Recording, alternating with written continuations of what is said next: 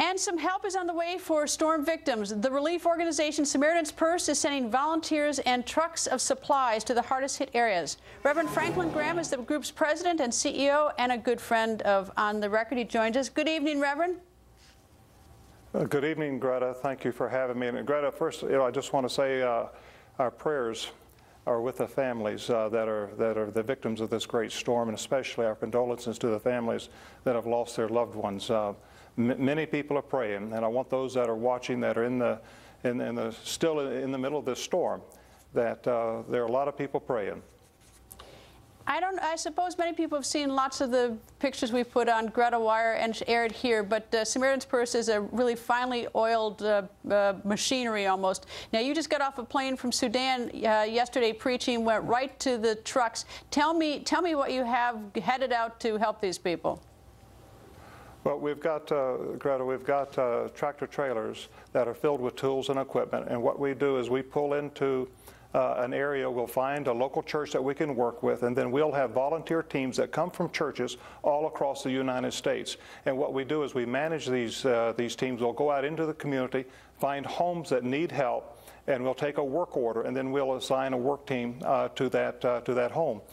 We already have 200 volunteers waiting to go. Our trucks are at Delaware right now waiting to go in. The governor of New Jersey has asked that volunteers not come in right now, that they wait till the public safety is there. You've got power poles down, you've got high tension power lines and those kinds of things that are across the roads. Those things have to be out of the way before anybody can go in. But we're there, and we hope to go in probably tomorrow, maybe the next day. We've already identified about 4 different areas that we want to go. We've dispatched 3 trucks. We've got 2 that we're holding back in reserve to see where if there's a greater need that comes to our attention in the next couple of days, we'll dispatch those trucks.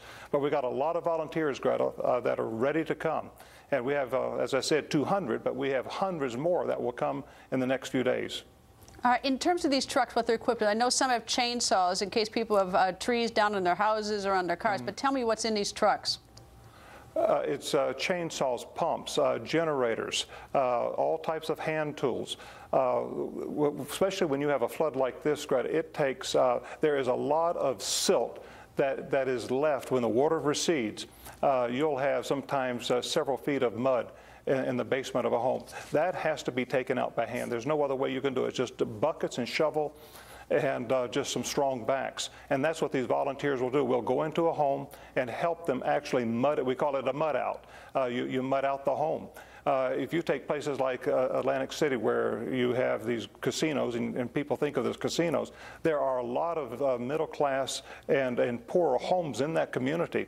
And these people are just devastated. They've got to have help. If volunteers don't come in and help them clean up, they're going to be sitting there for months to come. And what happens is mold begins to grow in these houses.